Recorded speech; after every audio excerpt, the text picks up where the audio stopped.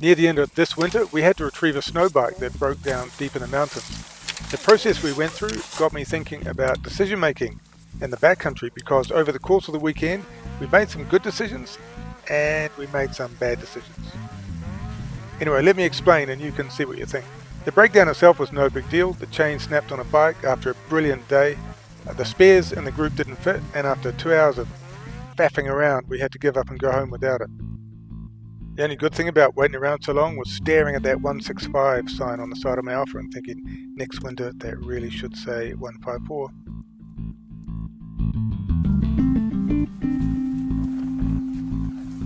So I drew the short straw and had to dub Mr. Snowbiker out, and realised that riding 2-up in technical terrain is a bit of a bastard when you're tired at the end of the day. Still, we made it out on dusk as the snow began to fall, and the next Saturday went back to the same road end with a new chain to go get the bike.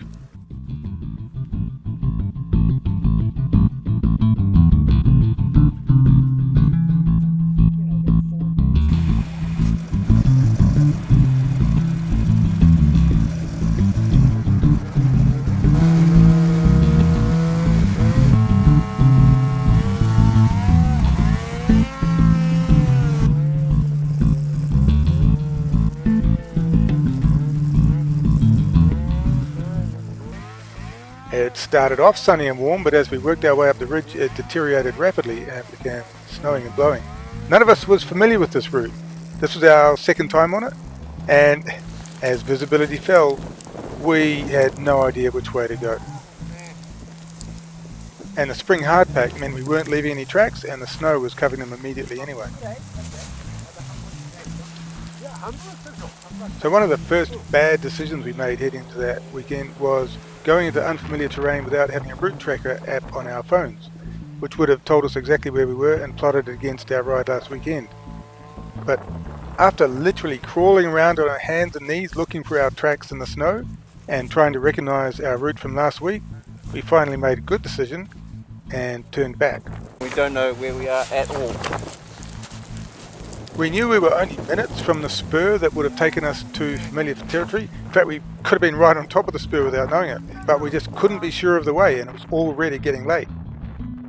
Early on, I felt kind of embarrassed snapping branches in a few spots to mark our route up, but on the way back down, faced with identical spurs running in multiple directions into the fog, those snapped tree branches were really helpful. I'd call that a good decision. And then we had a great opportunity to make a bad decision halfway down when it began to clear.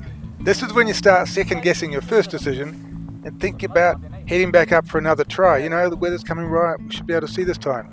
But reason prevailed, we stuck with our decision to go home and try another day, and our snowbike rider drove his empty truck home again.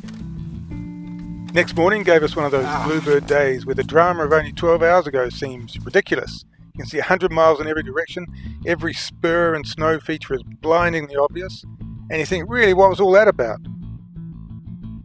We were starting from a different road end and decided to use a proper skidoo touring setup to make it easy to get up the hill with a passenger and tools. Yeah, no, we didn't do that. This was actually a really fun ride in. As usual, the camera doesn't do it justice, but it was a succession of steep drainages and glades and side hills, and apart from a couple of hairy spots where I nearly put my passenger into a tree, it was a great ride.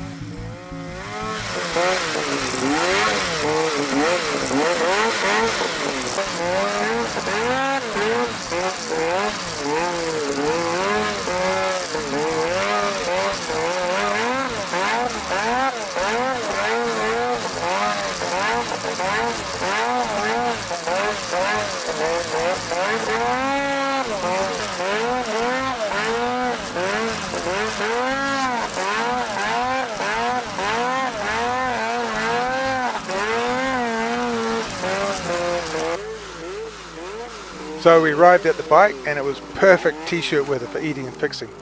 Way better than it would have been if we'd got there on dusk and falling snow the day before and then had to try and fix the bike and ride out. So that was definitely a good decision.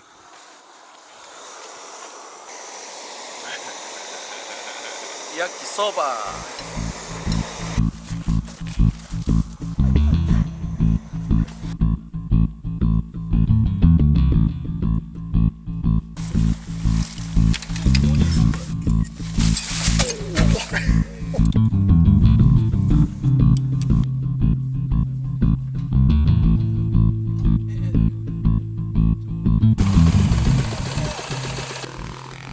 With the bike now fixed, we were going to quit while we were ahead and go home early, but one thing led to another, and we ended up having a great afternoon being shown new terrain all over the place by some guys who know the place in detail.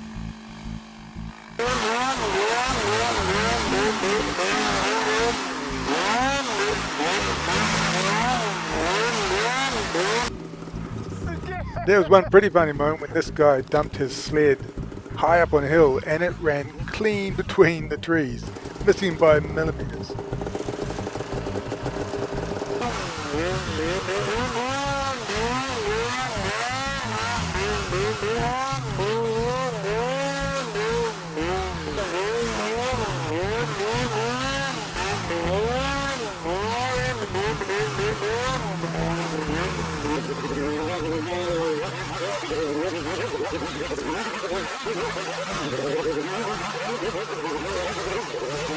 But there was something about the direction we were heading that was kind of nagging me for two reasons. First is that it was the opposite direction to the road end, and toward the end of the day, you're generally aiming for the road end, not away from it.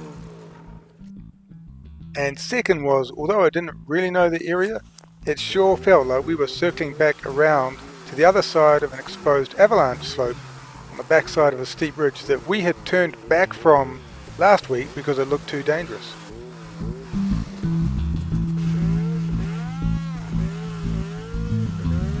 And it turns out that is exactly where we were headed, and it was the only way out, and it was worse than the week before because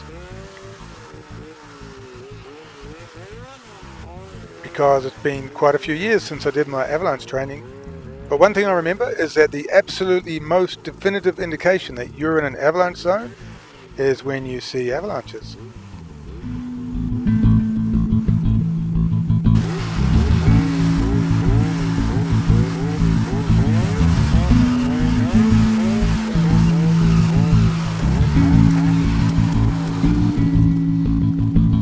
Anyway, to cut a long story short, I was fully pissed and made a decision to just get the fuck out of there.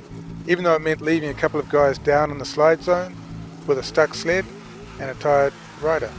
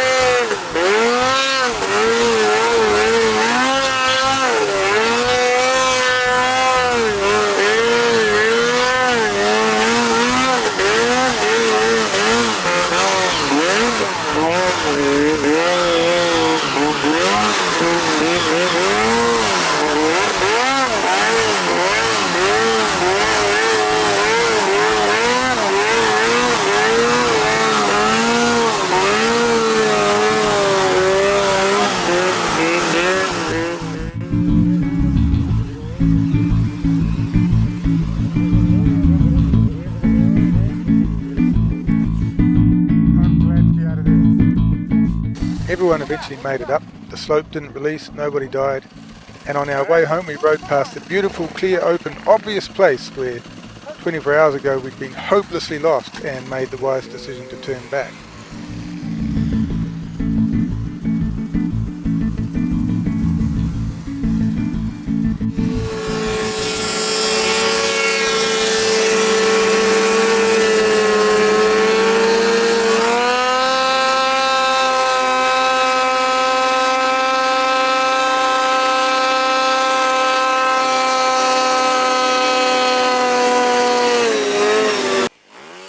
While we were loading our trucks, one of our snowbike mates turned up after a day riding in the spring sun with his wife and infant. Not everyone would take that risk, but the guy's an expert rider and a pretty good judge of risk himself. In fact, he said he saw us out there today, heading straight for a super dodgy avalanche zone, and he said he was thinking, And to tell you the truth, that's what I'm still thinking. We had a great weekend, a lot of laughs, some adventure, new terrain, but we made some bad decisions. Made some good decisions, but made some bad ones. And it's the bad ones that bite you.